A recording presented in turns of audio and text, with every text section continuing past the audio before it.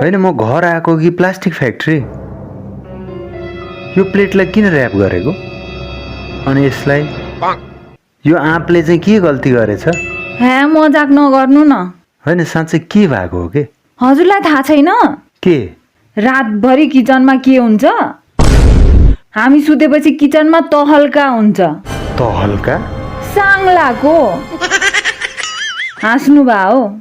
आफूलाई यहाँ प्लास्टिक किन्दा किन्दा हैरान भइसके।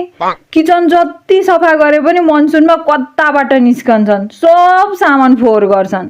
हामी सबै बिरामी होइन्छ यसरी त। अस्ति बाबुलाई पनि फुड पोइजनिङ भएको होइन? तिमी साङ्लालाई यसरी रोक्न खोज्दैछौ?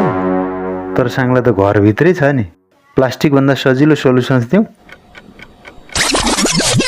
अब के हो यो? यो रातो हिट सिक एन्ड किल वाला लुकेर बसेको ठाउँसम्म पुग्छ अनि साङ्लालाई मार्छ।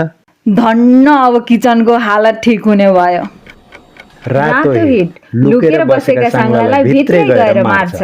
रातो हिट लुक्छन् तै पनि बाँच्दैनन्।